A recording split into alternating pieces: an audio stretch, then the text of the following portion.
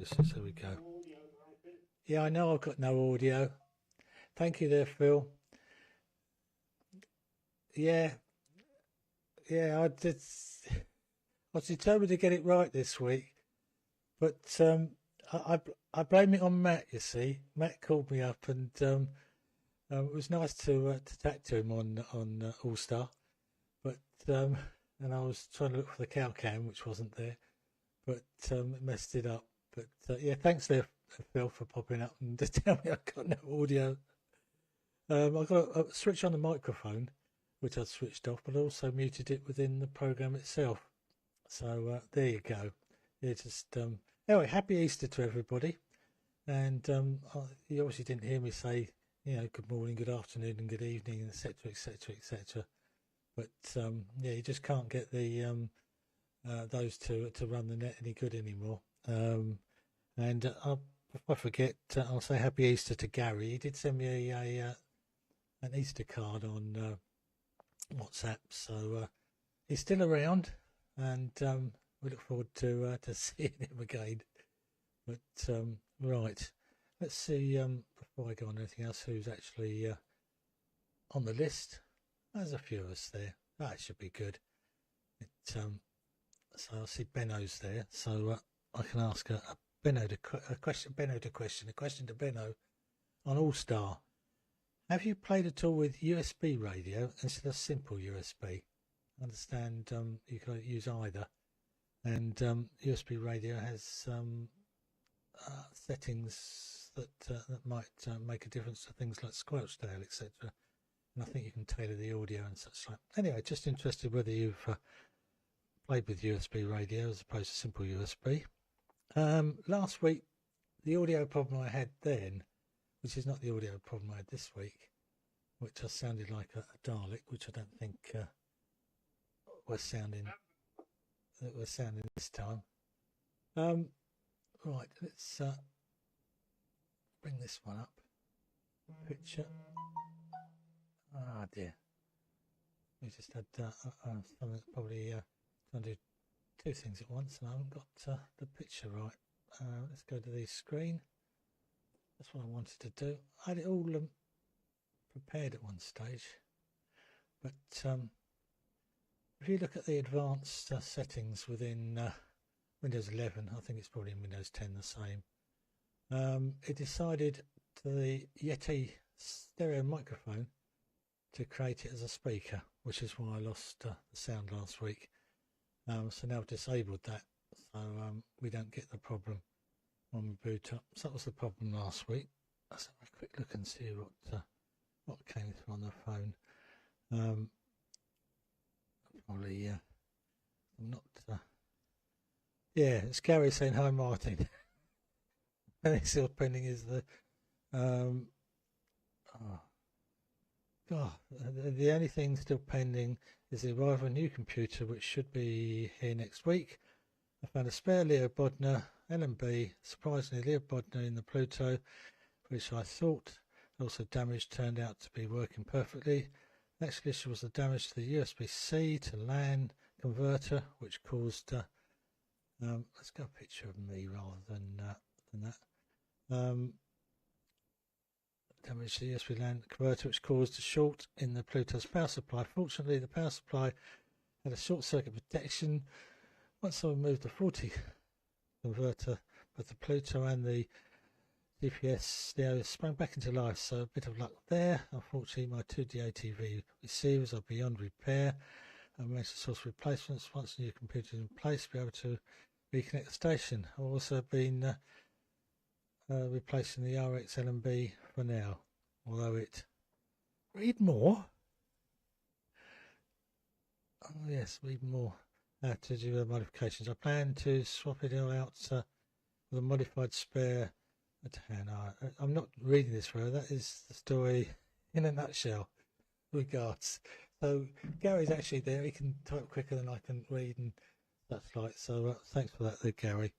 Good to know that you're getting things back together, and you are missed.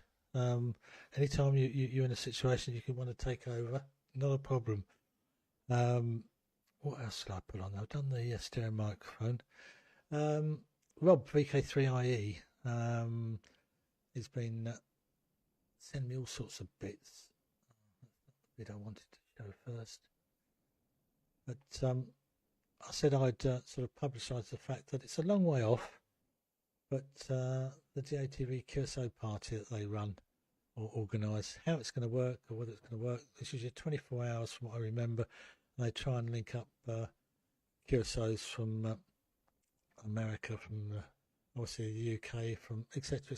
wherever they can, worldwide. So we look forward to that. Obviously, if you've read the forum, you'll see that there was information on the fact that they managed to get 4K going on a Pluto. So there's lots of information there.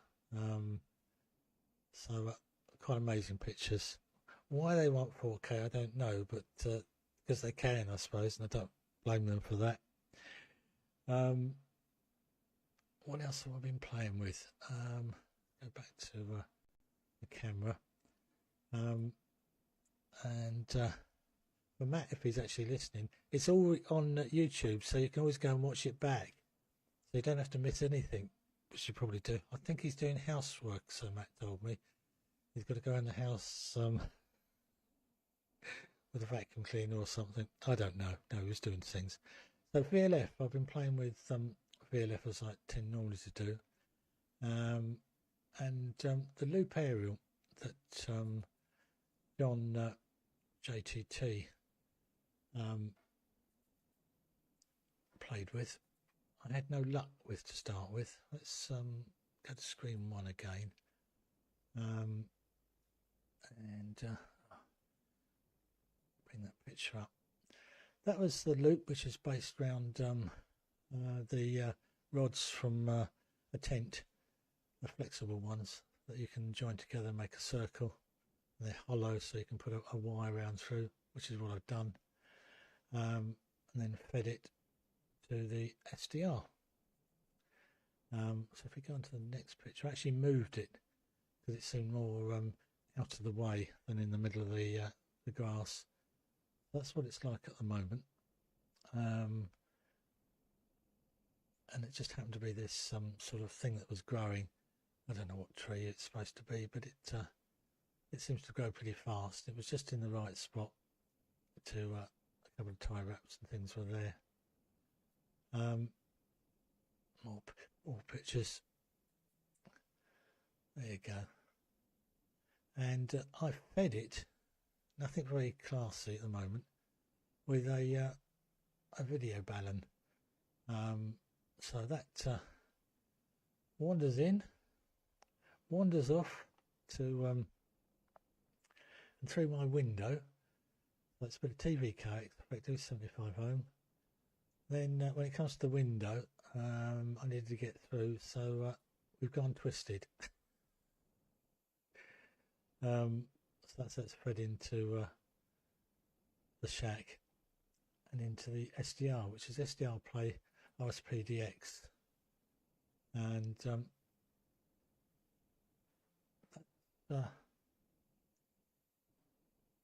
let's go to screen 2, which makes it screen. I think I've messed things up here, haven't I? What I've been showing and what I've been seeing, I don't think you've been seeing properly. But anyway, that's the SDR. If I've messed up the pictures, which I think I have, I had it all prepared earlier, and I went through a sort of a run, and it all worked perfectly. But just in case it didn't, so SDR console, which works exceedingly well. I think it's an absolutely excellent program, best thing that I've ever used, and I think it's the fact that you can adjust the RF gain easily. Why I played with other programs on the SDR, I don't know. In case I messed up the loop, so we're actually on screen 1. So if we go back to that one, notch the picture there, and move it across. Do you know what? gets confusing with I've lost it now because I've got so many windows open.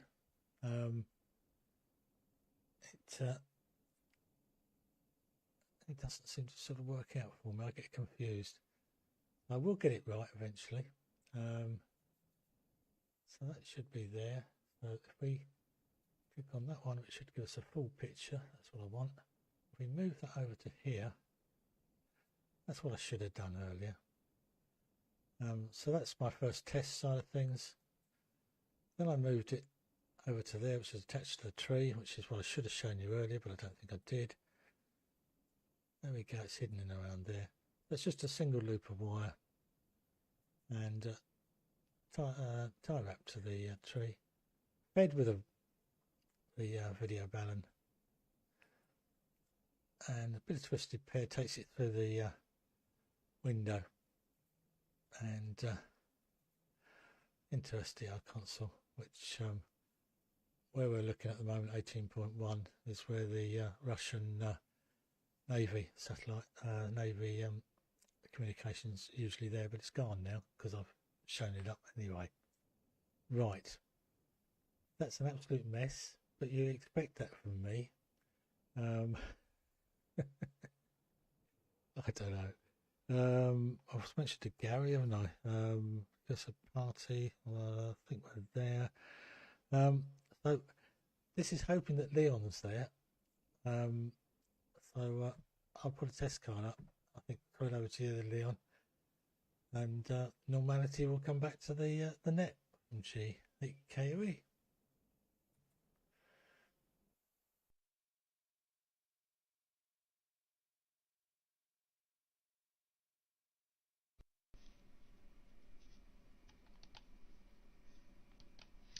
Hello everybody. Good morning, good afternoon, and good evening. Yes, Martin, of course I'm here. I'm like part of the furniture. Yes. uh, Gary now spoiled 3/4 of my over because I was supposed to tell you about his progress and everything, but now he's already sent it to you and you've spoken about it. And I see he's just sent it to me as well. I think he forgot that he phoned me yesterday and gave all the good news to me. But that's excellent news. I'm sure he must have another receiver somewhere. He can't have only 2 receivers. I mean, freaking hell. I've got 1, 2, 3, 4. I've got 4 receivers. How come Gary can only have 2? So he must have another receiver somewhere. I think the only hold up now is to get his new computer finished, which he said should happen during this week. So there is a slim possibility that he could be on next Sunday, which is super duper news. Okay, yes, I'm drooling over your SDR console there, Martin. It runs on this computer and it runs on that computer, but I wanted to run on one of my many laptops and I have not been successful, so I've given up for now. At the moment I'm playing with that TWT amplifier. And Mike, if you are listening, thank you very much. I downloaded that thing and it helped a great deal. Unfortunately, the board that I think where the problem sits, that one they did not give the schematic in the whole freaking service manual. They've got all the other boards, PC board layouts, the whole tutti. At least they had the component layout. And if you read through, they've got a lovely description of how the thing works. And fortunately, there's silk screening on the board itself and on the component layout. You can see, you know, R this and R that and the trim pots and whatever. So I could put 2 and 2 together. The rest I buzzed out with the multimeter for continuity to make sure does this thing connect to that thing and so on. And in the end, yeah, the problem is I even took the whole TWT apart because I could hear it flashing over in there. When the moment you press HT on, well, they call it RF on, but that's actually when it applies the HT. On the anode side of the TWT, it just goes tick, and then it trips on helix over current. which it shouldn't, because that's actually not helix overcurrent, that's collector. It's on the collector that it flashes. But anyway, it's a timing thing. That thing comes on, it's supposed to bring the HT up slowly, and it doesn't. So I've just put a bit of a delay in the trip alarm, just temporarily, and it works. You have to start it about 10 times before it takes it, but then it works. And I've tried it with RF.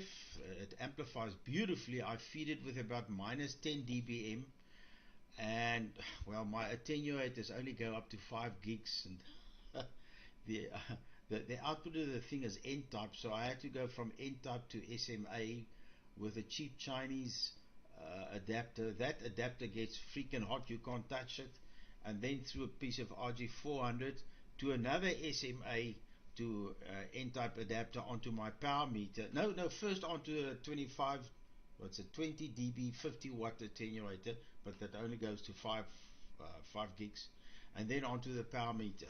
But yeah, it makes lots of power, and if you add all the heat from even the RG400 gets hot.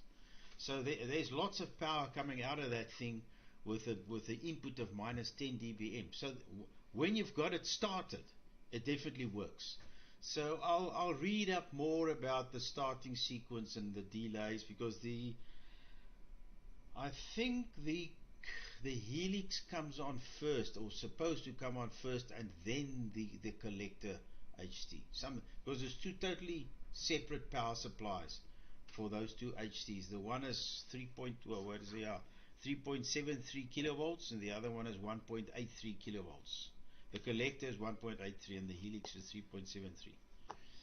I built the dummy load, so unplugged the tube, put the dummy load on with all the resistors and stuff. They gave the circuit of the dummy load, and it still tripped. So I thought, this trip circuit is too sensitive. And there's a whole rigmarole how to set it up, but then you need another 20 circuits and stuff you have to build. So I just desensitized. I followed the circuit, and it ends up in a little potential divider with 270 ohm resistors, small quarter watts. So I just paralleled the one to ground with a little bit, with 1.5k or something, and just to desensitize just a touch. And yep, then it was happy with the dummy load. Then I put the tube back on, and it still tripped. And then I put the extra delay cap onto it, and yeah, if you about the 10th time, it'll work. And once it started, it works beautifully. So I must look into this electronic delays and stuff. There's lots of ICs and stuff in that thing, analog ones, digital ones, and a whole microprocessor 8085, and all sorts of things like that. So yeah. But when it works, and it definitely gives more than 20 watts out. They say the absolute minimum is 20 watts, but normally it's 3 dBs more, so you can look at 40 watts. Now John ZS6JON reckons that should be enough for Moonbounce on X-Band on 10 gigs. This thing is 6 to 18 gigs, so you can play anywhere. It's not frequency selective at all. It's very broadband. Anyway, but for now, for today, there was another aeroplane. It's a glider. I think it's a motorized glider. I'm not even sure. One of his flight computer box things is dead. And I found the fault, or I found a fault. It's two units. It's the display unit, which gets the 12 volts in. And then it gives out switched 12 volts to another box, which they call the analog box, and that there was no 12 volts coming out. So yeah, it was a small surface mount FET set that blew. So I've replaced that, and just now I'm going to try it out and see what it does down there at the airfield. Oh shucks, my microphone is here. It's not in position, man. I'm only half deployed. Sorry. Okay. Right. So that's it from me for now. Phil, it's over to you. M0PIT for the group from ZS1 Mike in Worcester.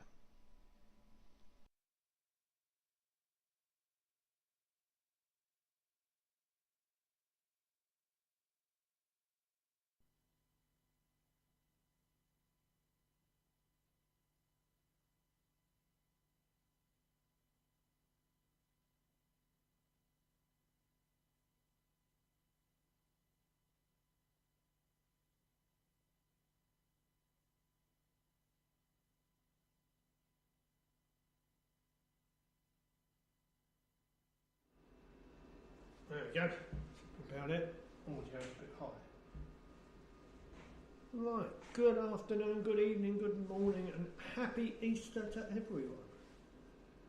I'm not really supposed to be here. I'm supposed to be away. But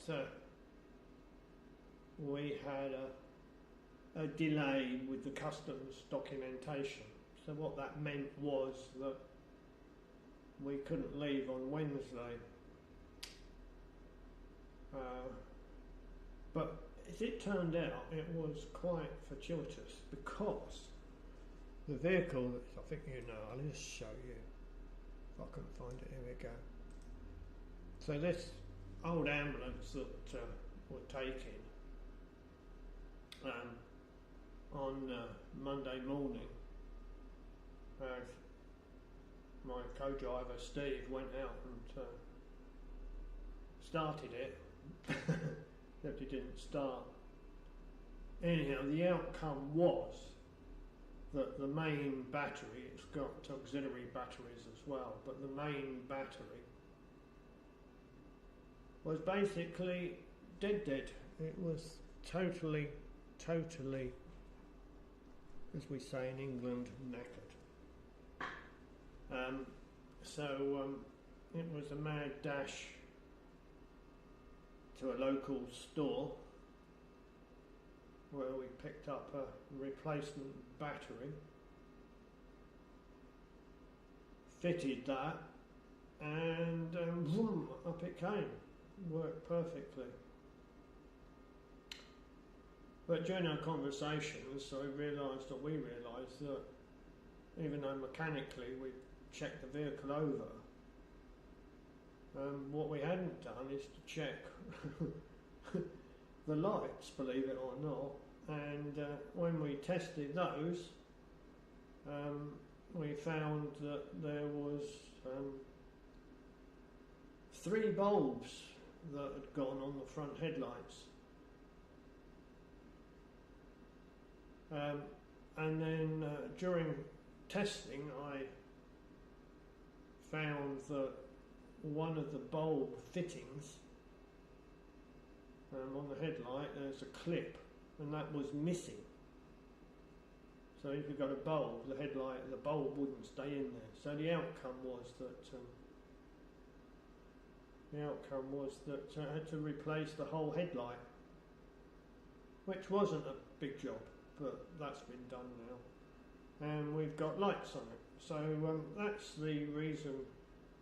Well, not the reason why we didn't go. It was we couldn't have gone anyway, which was quite good because it would have cost us a lot of money.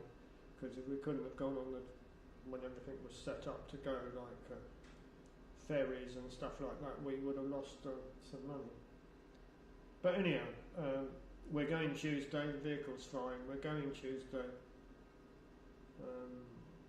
We've got various tickets, so that's all booked. The most important one, of course, is our flight back.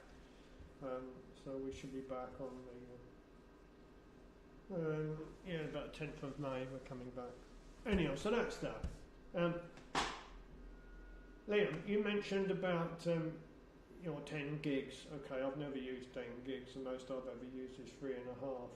But when I was getting all the kit ready, etc., for QO-100, that's a few years ago now, I needed to go from LMR 400, this was onto the potty, this is a transmit, I needed to go into SMA from LMR 400, which was terminated in an N-type, so I needed to go from N-type to SMA.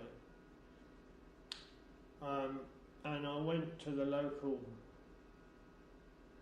radio shop and I purchased 3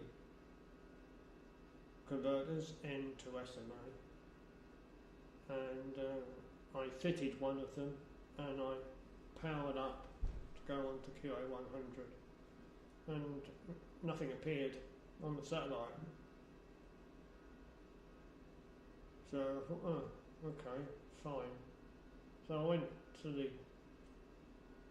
the potty and when I took the N-type to SMA converter off, it was quite warm.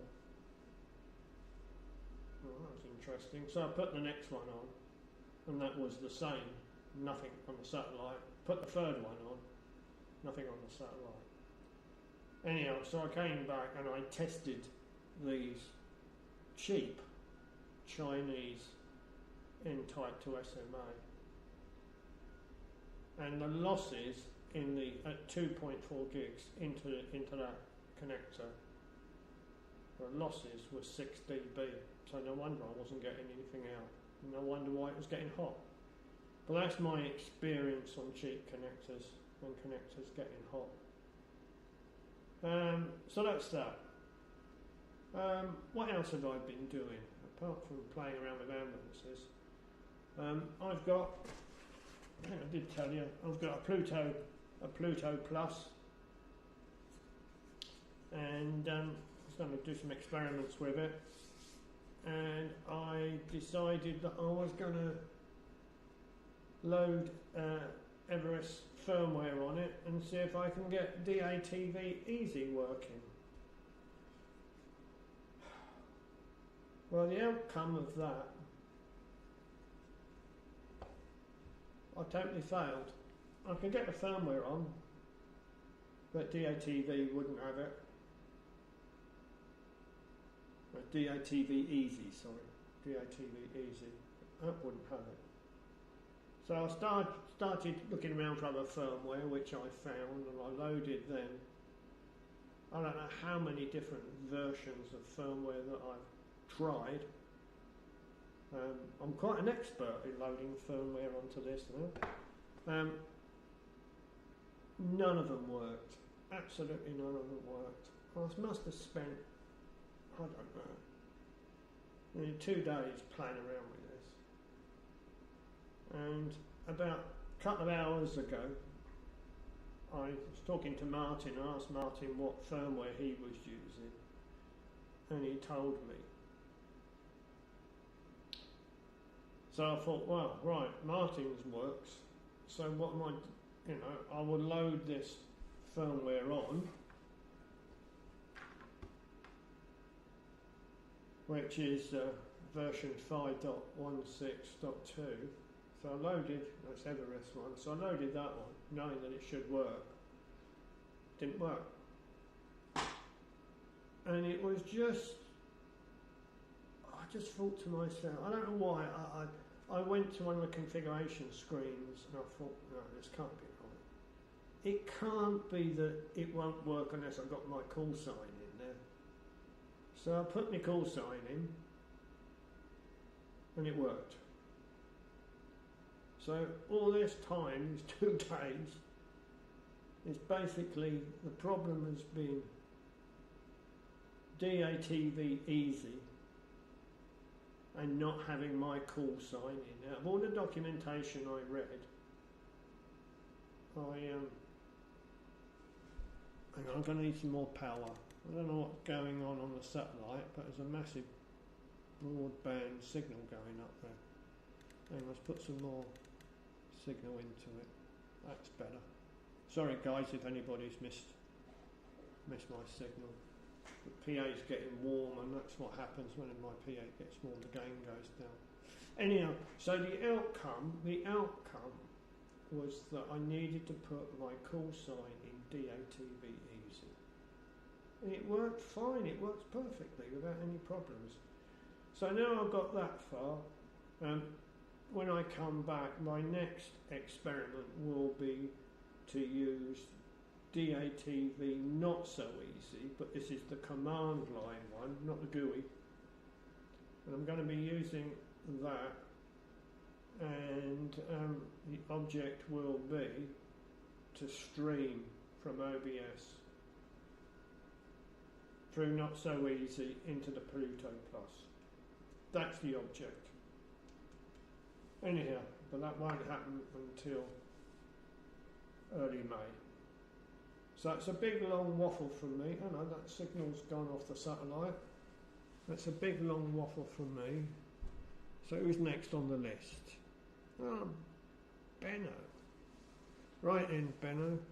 I'm going to put up a test card. It's going to be my original test card. Put that up, and then I shall kill carrier, and it will be over to you. Oh, sorry, my microphone's some way away, so... Hi, Leon. It wasn't until the end that you realised the microphone isn't in the right place. Anyhow, there we go. Right, here's my test card.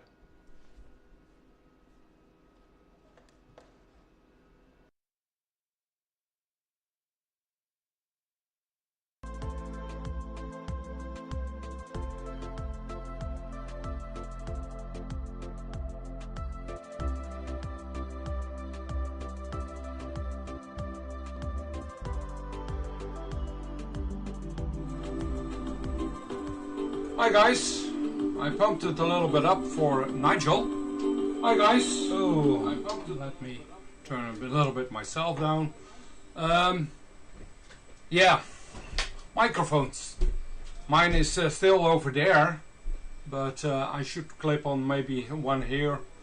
But normally that works sufficient, and I believe that's okay. So. I hope the signal is strong enough for Nigel.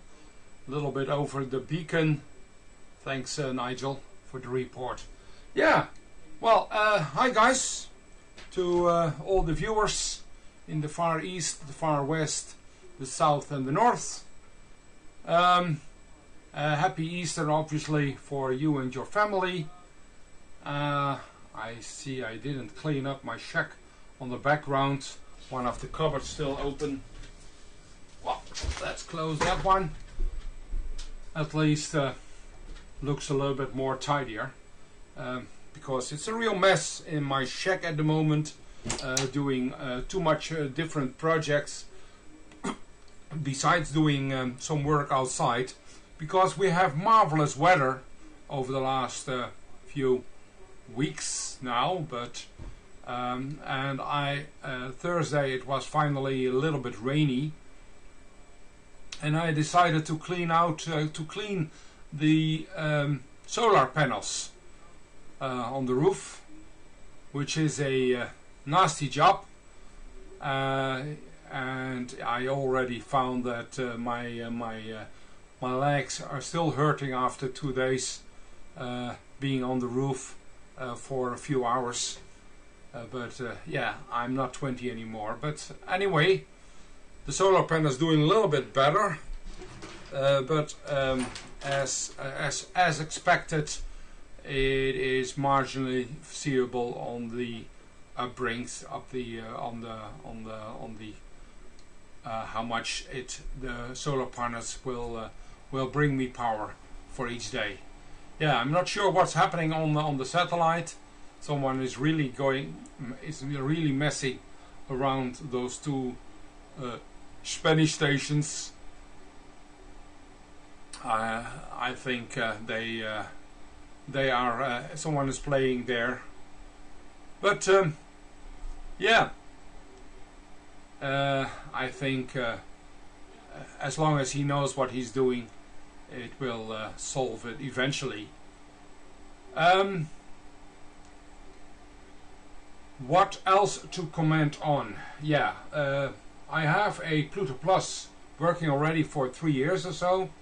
I'm using it normally only on the terrestrial connections. It's connected on my network on the terrestrial connections, and I am using Node-RED on that as well. I was really using always DATV Easy up to 208, always working, and it worked fine. And then ON started to work on DATV Red, and I started to play with DATV Red, and for that you need to add this MQTT, and I had to let's up it a little bit.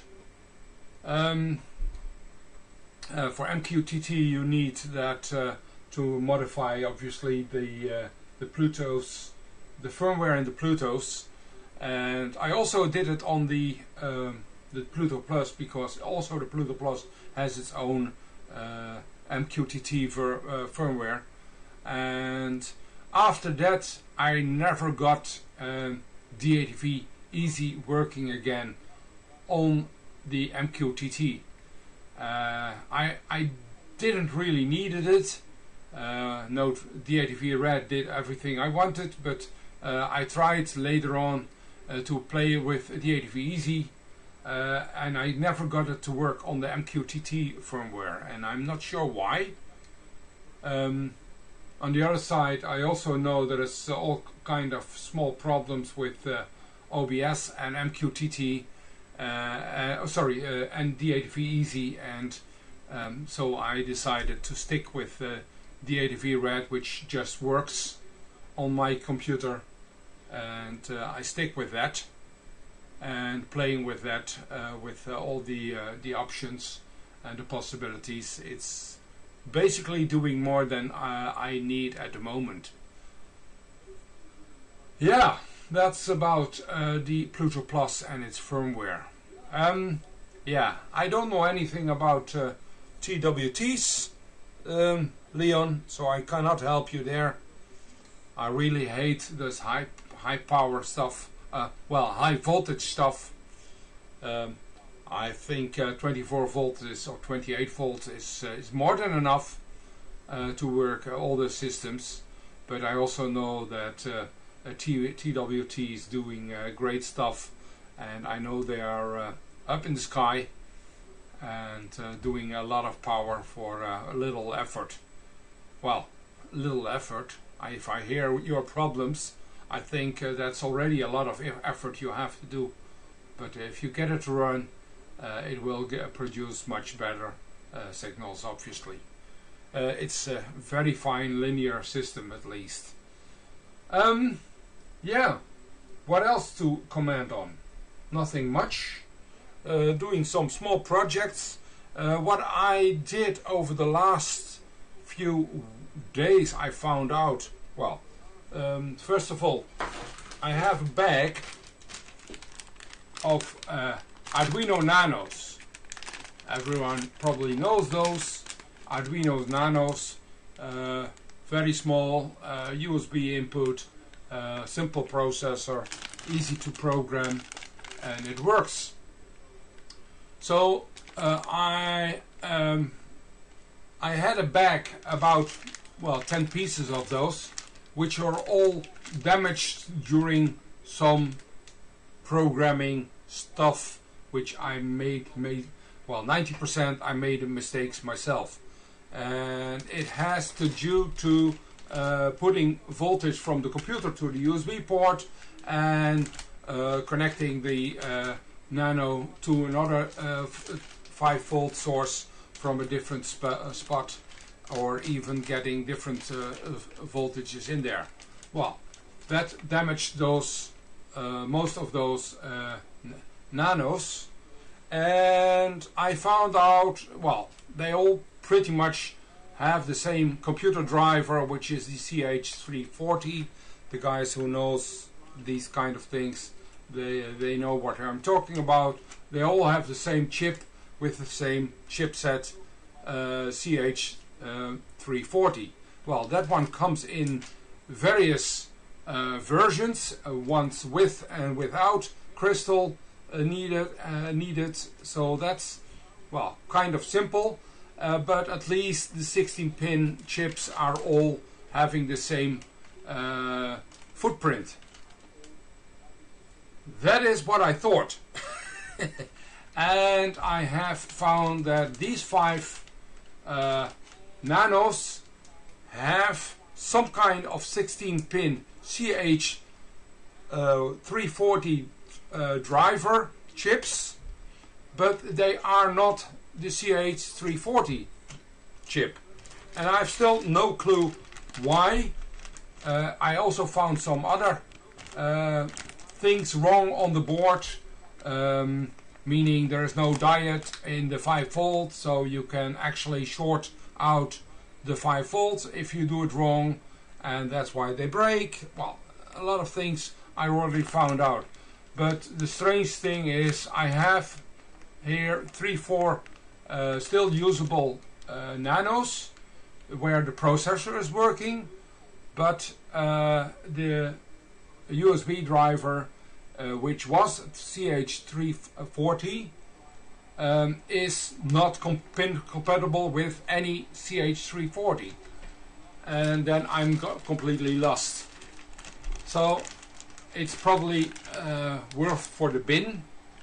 I just hold on to it as some, well, stock for other parts, because like I said, the actual processor is still working and the other stuff is still working, so I can steal some stuff of it and put it on another if I break some more. But the CH340 is not fitting on those PCBs because it's not pin compatible with what I need on that PCB. So if anyone knows about a CH340 equivalent 16 pin not being pin compatible with a CH340 and still using the same driver, yeah, tell me what I'm lacking of, because yeah, I actually seen a few chips here where the writing was taken off. Obviously it's clones, it's all junk from China, so it's worth only a few bucks anyway, but for knowledge it's nice to know where what it is. For Martin, yes and no. I have never played with the USB radio driver of the All-Star. It should work compatible, and it has some different options I saw. So I should play with it, but I never took the time to play with it yet.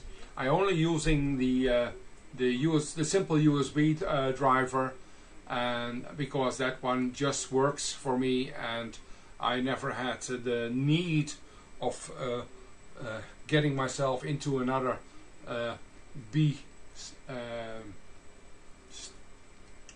pile of messy things. Okay, passing it on to the next on the list. Graham, nice to see you again. G3 Victor Kilo Victor. I think I've seen you before. Nice to be on the list. Passing it on, the frequency all yours. From Papa Alpha 3 Foxtrot Bravo X-Ray. If I can find myself a test card, yes I can. Passing it on to you, Graham.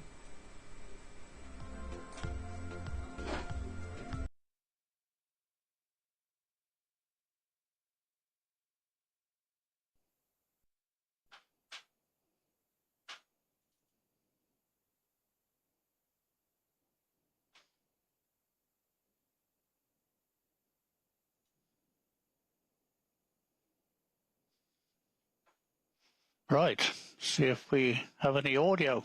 I think so. Yeah, greetings everybody.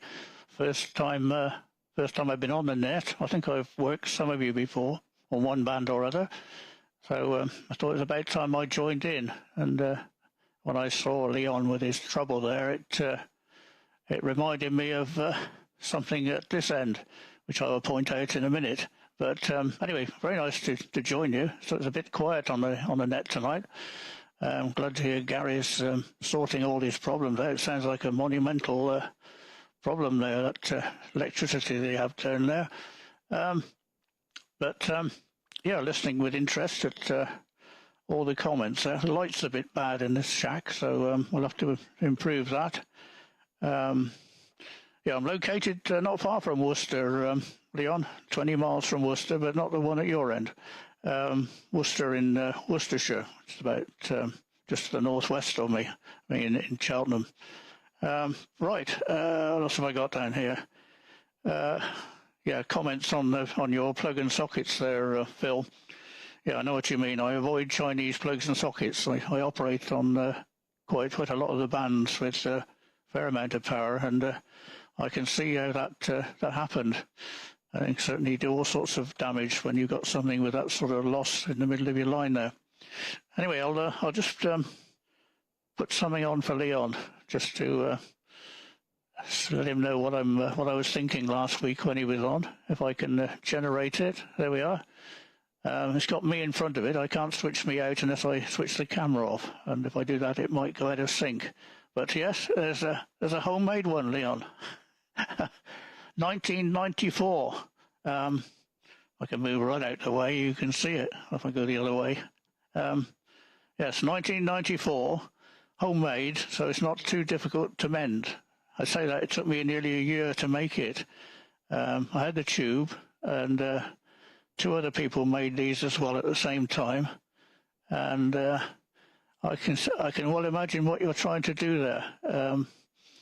Yes, I was going to say that this particular item, if I can find it, is definitely what you need. A dummy load, which you say you've got. I made this one up. I put a valve in the other side for the heater, same current as the TWT. TWT was an AEG one, a YH1198, virtually the same power as the one you've got. But it's 11 to 13 gigs, so it only gave about 12 or 13 watts on 10 gigs. But just to amuse you a little bit more, let me get this other file, if I can find it. It's still all in its infancy, a lot of this stuff. This is part of the circuitry. If I can get it out. There we are. That's one board of the circuitry. Hand-drawn. There's no component markings on the board, no holes in the boards, and a lot of mistakes on the circuitry. But that's one of the drivers for the switch mode. It's 3 switch mode power supplies in that one box. The other one, if I can get it back on it again. That's the same one, I think, isn't it? Let's go back a bit. Yeah, that one's the one that's got the meters on that measures the HT, and a couple of IRF 640s that are driving the transformer to wind all the transformers. It's got all the coils on there. Look how many turns. That's there's a vacuum relay in to switch the high voltage.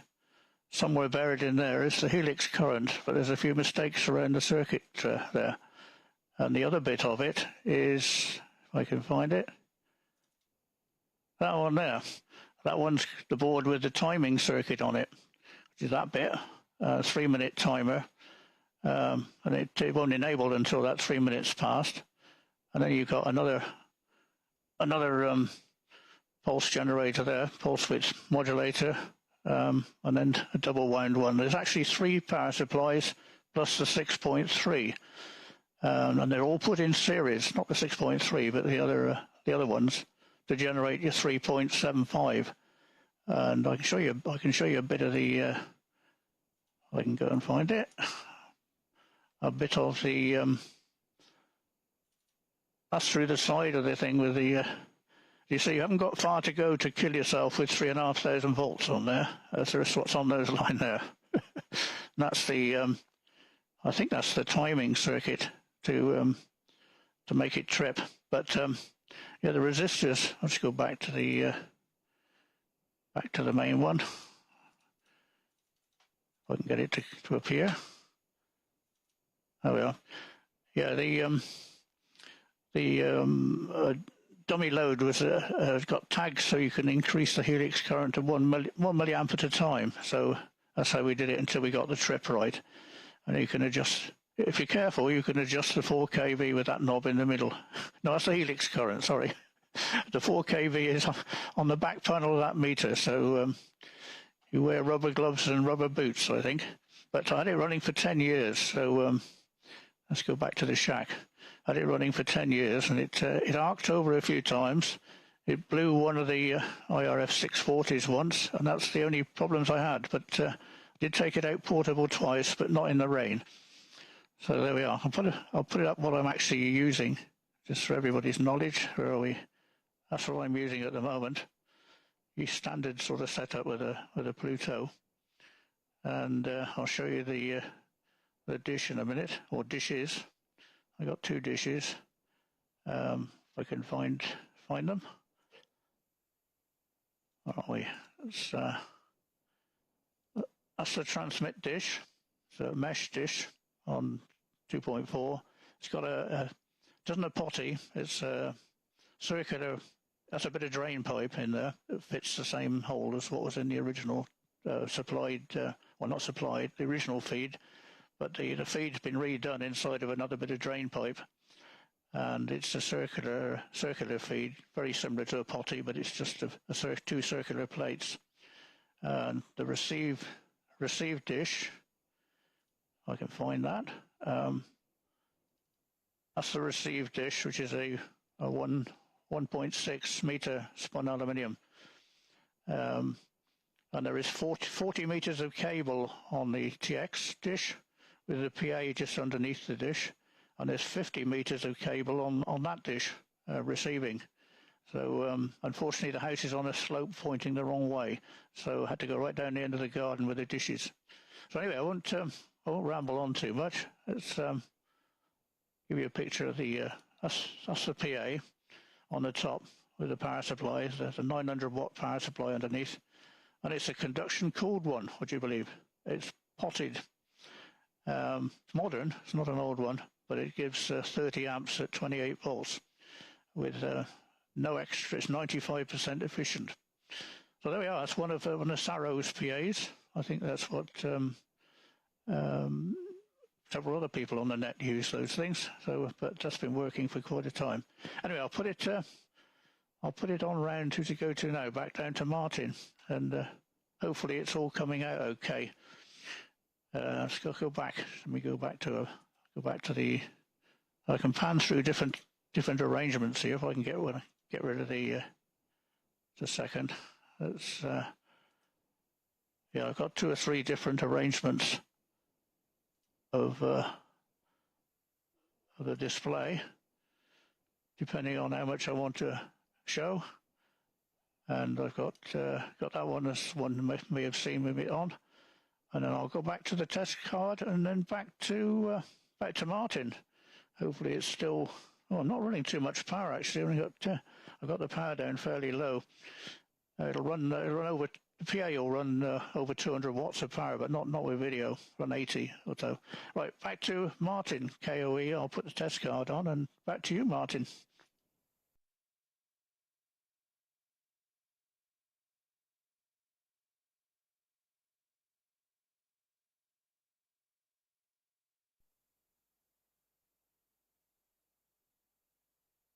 From G8KOE.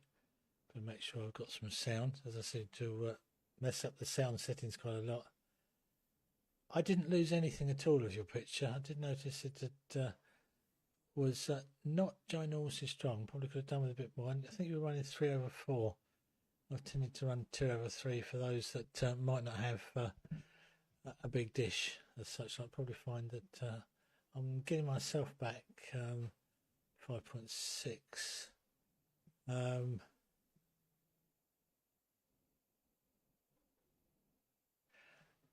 That's Matt's lurking there, so I don't know why you can't join the net there, Matt. You know, there's still time. You know, I can fit you in on the list, just so as we can look at the cows that aren't there. In thing joke with Matt that he used to have a cow cam effectively because the cows used to come, and he says they don't come anymore. So but I haven't worked with seems like years, but it's probably only I don't know, 6 months or so. Time goes so quickly.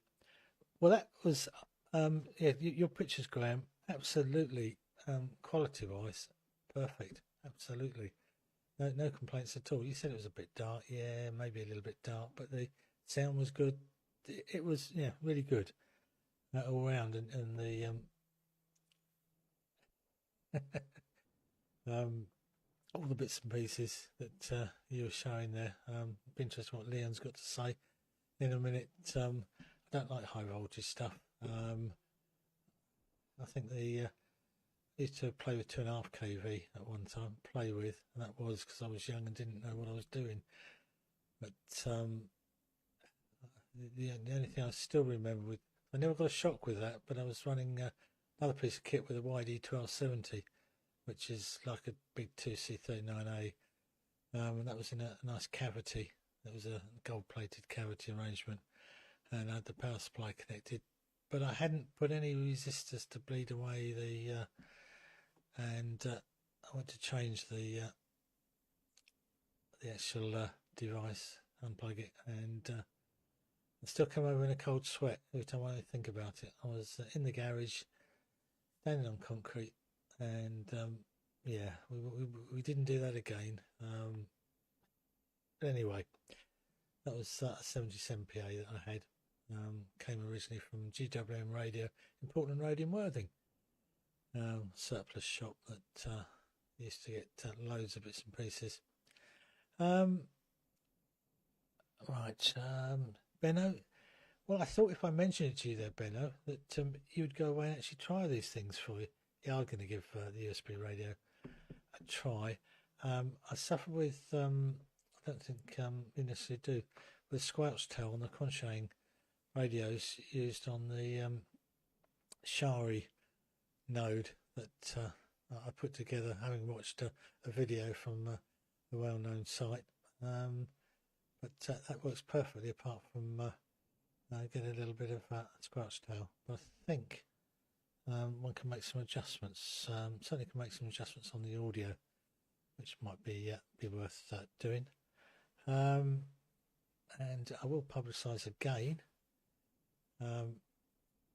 Not that piece. I didn't want to publish that one. Is as I said to that I would push that. So just to remind people what's going to happen. And the picture that briefly showed up was a VK microwave meeting. Effectively, they have these gatherings, I think, at regular intervals, and everybody goes out and sees what they can do. So there's a lot of banter that goes back and forth between Rob and myself, usually on the SRT repeater, which is working reasonably well, which is if we go there she is, all full screens, nobody's on there, not quite safe, but we have reasonably contacts via that using SRT. Also streamed onto the BATC under my call sign. Right, I think that's enough waffle from me, and sorry I ruined what you were going to say there, Leon, with regards to Gary. And yeah, he's just making excuses, I think, because he doesn't want to do the net anymore. But yeah, if he's back next week, then I'll still net. If you think he could be back next week, then perhaps I ought to say that I can't make it next week. Maybe that's the case. Anyway, right, I'll pass it over to Leon, and he can pass it around for anybody who wants to make any comments. I haven't seen. Don't think Matt's going to come up. He's just probably the equipment's not working. That's why. Anyway, I'll put a test card and put it over to you. And oh yeah, I know what I was going to say. Let's go to there. The other thing that I found was really nice with that, which I hadn't realised, is that you can load a database. And so you can click on within the database and it'll change it on the screen, etc. So you need to get your version running there, Leon. I think there's so many bits and pieces that SDR console's got.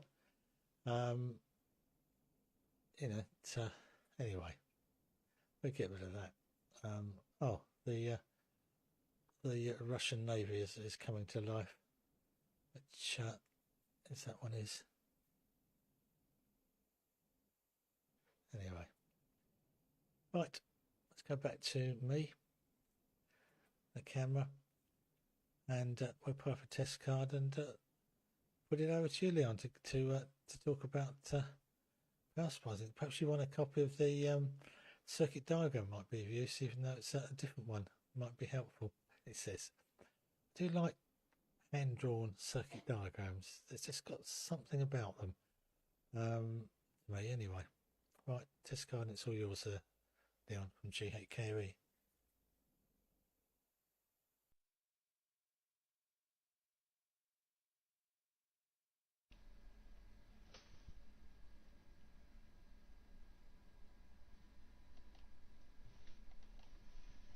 Okay, I've got the microphone in position now. Okay. Okay, thanks, Martin. G8KOE and the group ZS1 mic returning. Okay, what do I have for you? Yeah, high voltage. High voltage is grown-ups electronics. This 5 volt Mickey Mouse and 3.3 volt, and now lately it's 1 point something volts. That's kiddie stuff. Grown-ups work with kilovolts. Okay, Martin. Yes. Right. Benno did answer you on the all-star stuff. Right, Phil. Yeah, the customs, they can mess you around. In this case, it was a savior. As you say, it could have been a big problem if the thing lands in the other end and it's full of faults. Yes. Okay, the SMA N-type converters. Yes. Now, I brought two out here. Okay. Where's the camera? Oh, okay, focus. Oh, what's that one? That one must go that way. That one must go that way. And closer. Now, guess who's the Chinese copy and who's the real McCoy? Yeah. The one on the left is the Chinese copy. The nice shiny one, that one. That gets hot. This is the real microwave grade one. I've got two of them, but the one was on the spectrum analyzer and the other one was on another generator. So the quickest ones I could get hold of was these cheap ones. Anyway, they're good on HF or maybe even VHF or maybe even UHF. But I wouldn't take them above a gig. They get hot. And even the RG400, which should be able to handle, I mean, it's an all Teflon cable, but yes, that also got hot. So I'm quite happy that that amplifier works when it doesn't trip. Yeah, okay. We'll get to Graham just now. Okay, Benno, yeah, the cleaning of solar panels. I don't know why it took you so long, unless you've got like a zillion of them.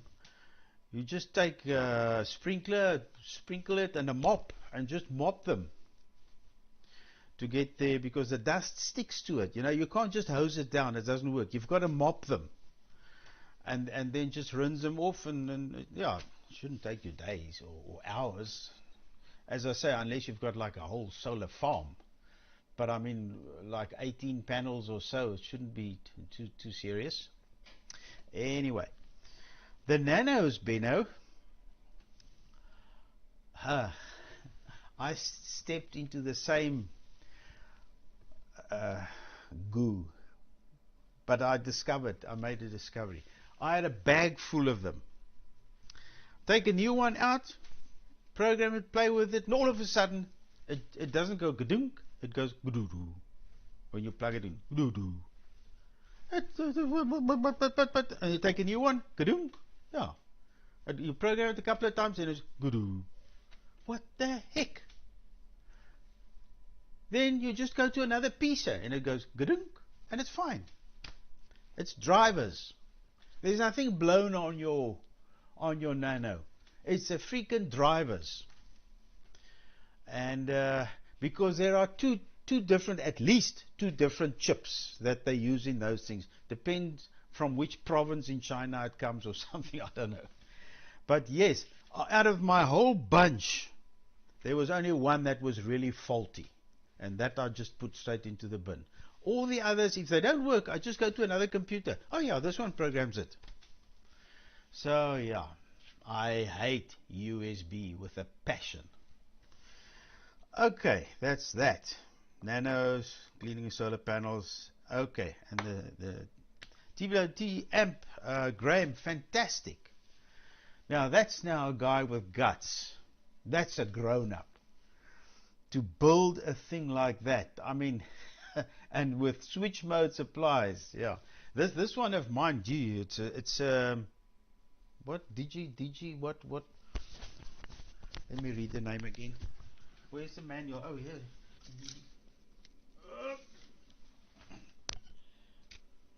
Put the sound back on. Sound back on.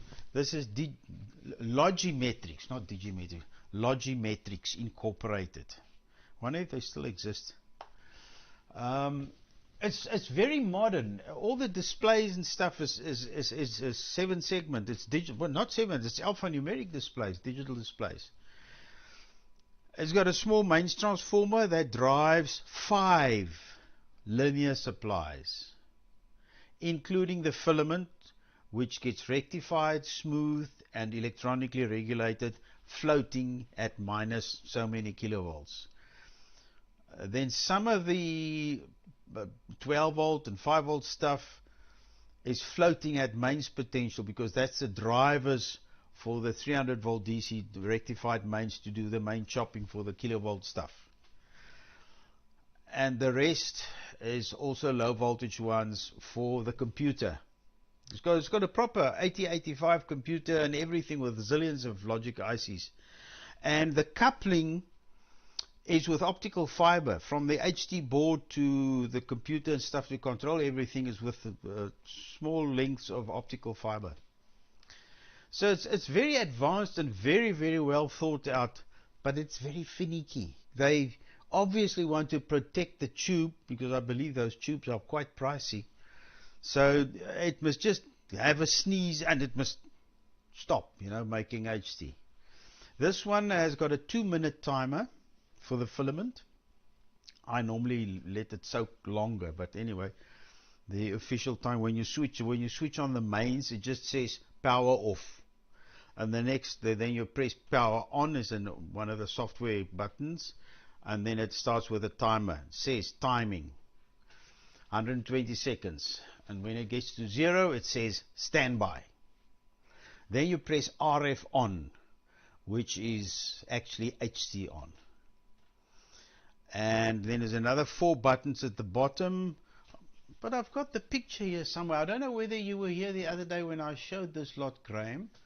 Blah blah blah blah. There's power on, standby. That's the condition after it's timed out. And then okay, timing. There is power on, timing, still 85 seconds left.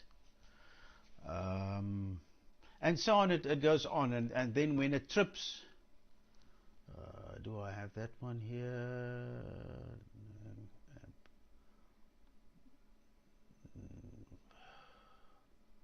Yeah, there. Power on, helix, overcurrent. That's what you normally get.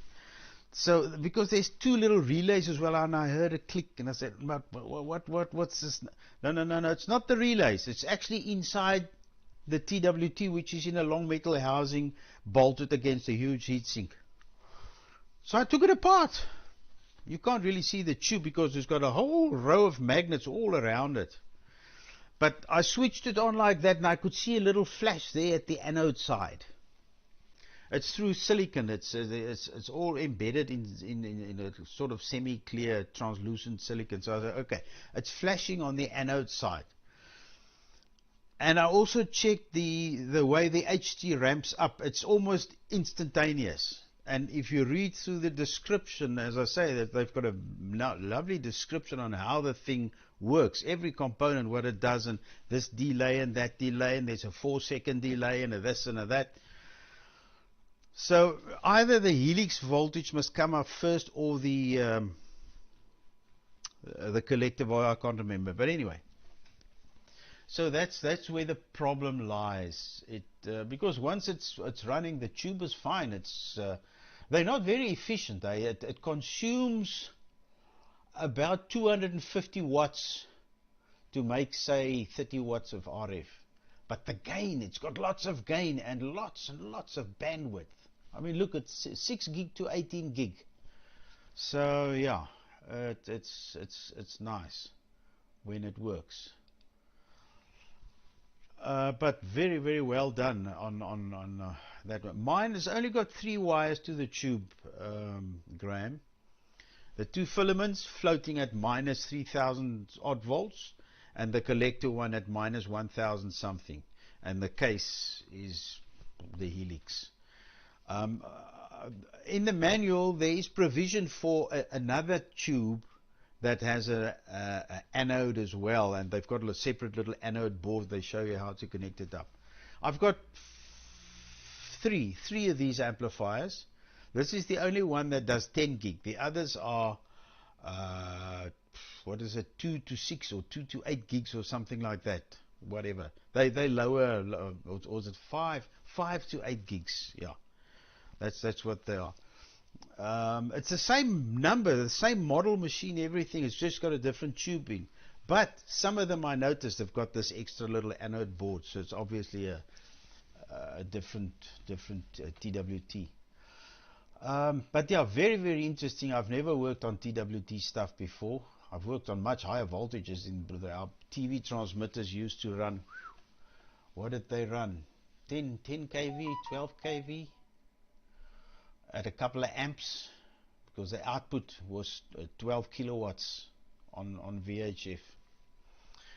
The FM transmitters were lower. They were 5000 volts running 1.1 amp on the final triode for 3 kilowatts of RF out on the normal FM band. Never ever got shocked. You must just be careful and bleed. But they all had shock sticks. You know, you switch off everything, and then you can, with this stick with a long earth wire, you can touch all the big caps and the anodes and stuff, and make sure that it is really dead. And then you isolate the thing on the main DB board as well. Okay, that's it from me. Yes, it's past 5. I must get down to the airfield and fit this thing, or at least do a bench test with all the modules plugged in together, and I see what goes. So thanks for a very enjoyable round, Martin. And yeah, Phil, over to you. M0PIT for the group from ZS1 Mike, now having to go QRT.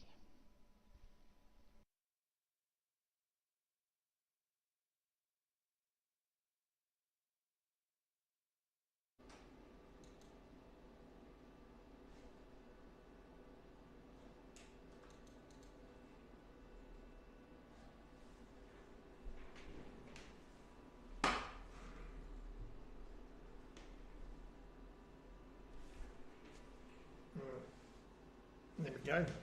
Microphone's a bit closer. Right. Thanks, Leon.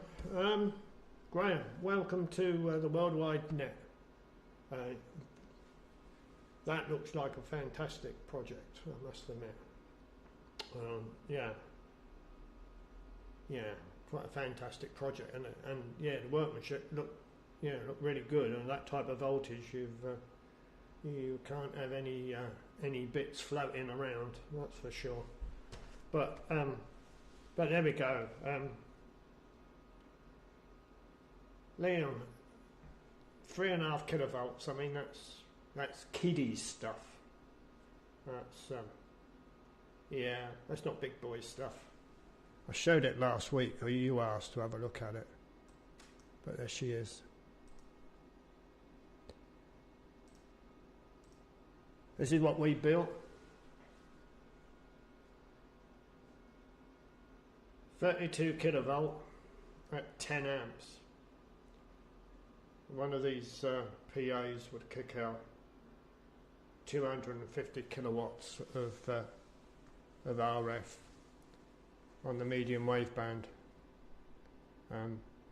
Yeah, quite hairy stuff when you build one of these and test them, etc. We weren't allowed to test them, only up to the driver stage, which was 25 kilowatt. The output stage was only tested in situ, probably because of you need a damn big load to cope with 250 kilowatt. Yeah, there you go. Yeah, those were the days. And you talking about what you called an earthing rod. Very important. Me being the smallest, I was the one who had to go in there after there was a bit of a bang because one of the coaxes blew up. That was the normal thing that happened when we put it on test. 32 kilovolt down these coaxes, not RF, this is DC down coaxes. If anybody had nicked the inner, it would arc out with an almighty bang. It was Muggins here being the smallest that would have to go in and repair the cable. And of course it was all powered down, and then all the isolation switches would go in, and then only then would the cabinet doors be opened, and you had what you called a grounding stick, and you'd go round like that everywhere, literally everywhere. But we never called them grounding sticks, we called them God sticks. And the reason they got the name of a God stick was that when you went round like that and you happened to hit a place that was live, so you'd be going and it would go bang, and you'd say, Jesus Christ. And so we used to call them God sticks. But yeah, there we go. Fun days building that. Best job I've ever had, as I said before. Yeah, I don't really have much else to talk about, I don't think. Yeah, they said, look at me power. Me power's all right, okay. Yeah, oh yeah, other thing, Leon, USB. Yeah, I hate, like you, USB. I come from a mainframe environment, and we had proper connectors, really nice big chunky connectors, and then when this damn USB came out, hated them, absolutely hated them. So flimsy, they're parallel connections. Well, parallel doesn't work at high frequencies, causes so many problems. Because they're like that, the pins are like that, and they're like that, so they're parallel. Same as RJ45s. I hate the damn things. They cause lots of crosstalk, etc., etc. In actual fact, one of the measurements that you do on UTP cabling is near-end crosstalk. Near-end crosstalk is caused by the connectors. But there you go. There we go. Yeah, I hate USB. Right. That's really enough from me. I won't be seeing you now for a few weeks. I should be back on about the 10th of May. So everybody have a good what's left of Easter, and let's hope the weather stays nice, etc., and everybody enjoys it. So I shall put up a test card. Where's my test card? I'll put up the old one. There's the old one. And I shall kill carrier, and then Graham, if you can put up your signal.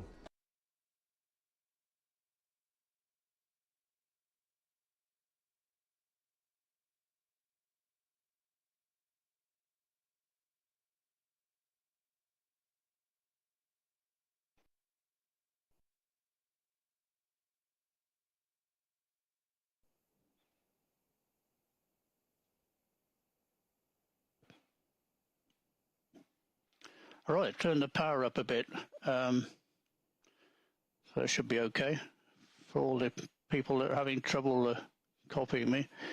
It's a bit too high actually. I better consuming over 500 watts the PA. That includes the power supply. That's better, 470.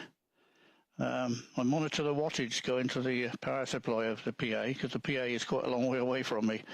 There's 478 watts at the moment. That's going into the power supply. But still quite a bit of heat to dissipate. Let me get my picture back. Just a sec, if I can find the right button to press. That one, I think. Yep. Well, it all seems to be going. Yeah, I've changed it to 2/3 as well. If that makes it any easier for anybody. Well, the picture's not so good, is it? Let me.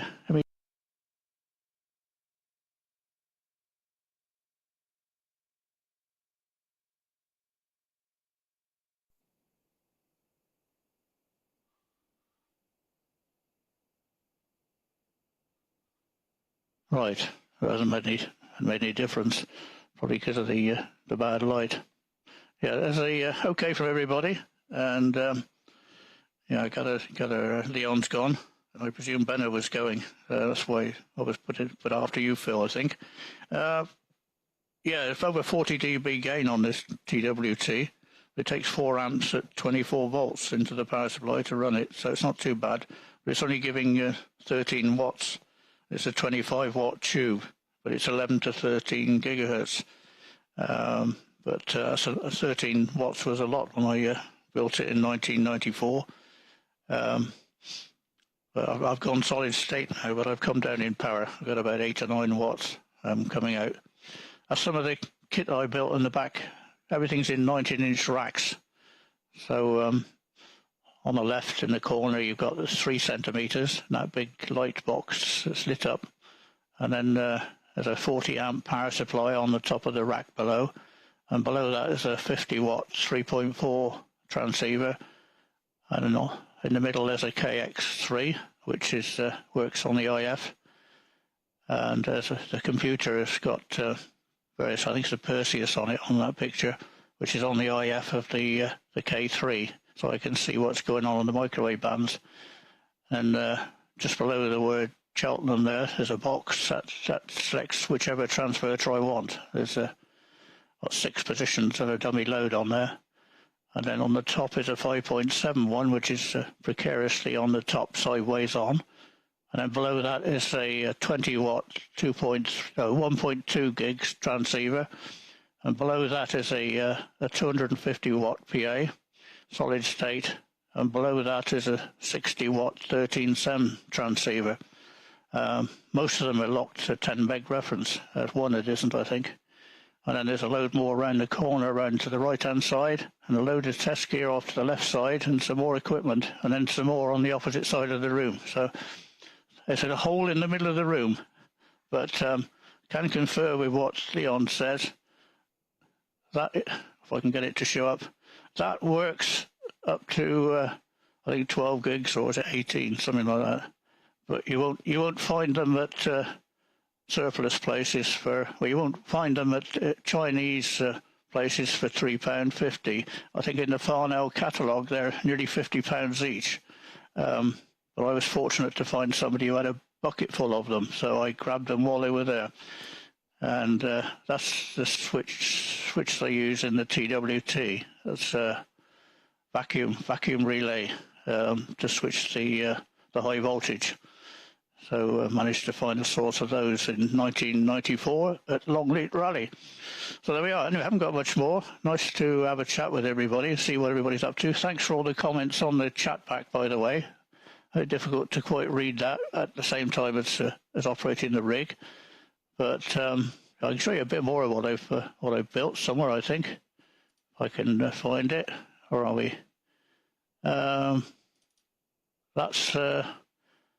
That's a 40 amp power supply and a 3.4 gig transverter and PA on the bottom. So it's a transverter system for there's plenty of power in the power supply, much too much.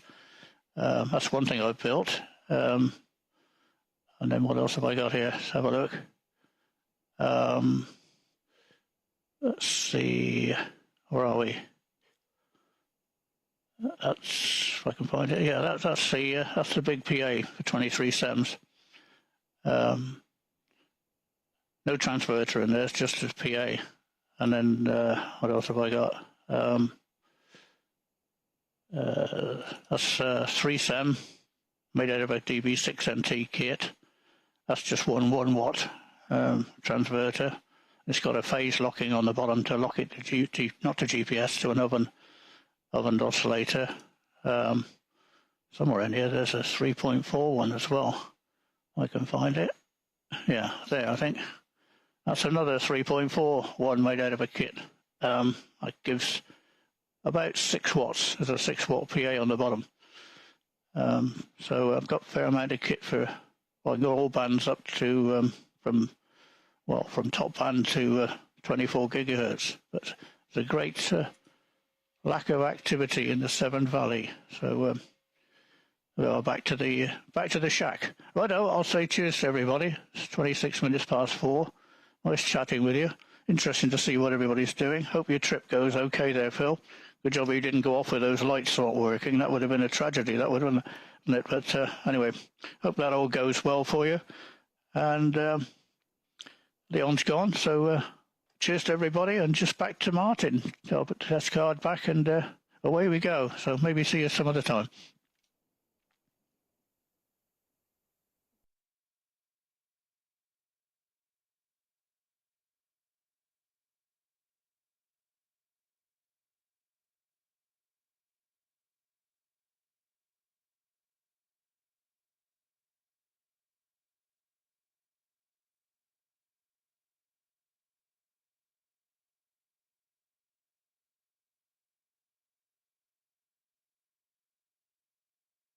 I see that he's doing kiddie stuff, but that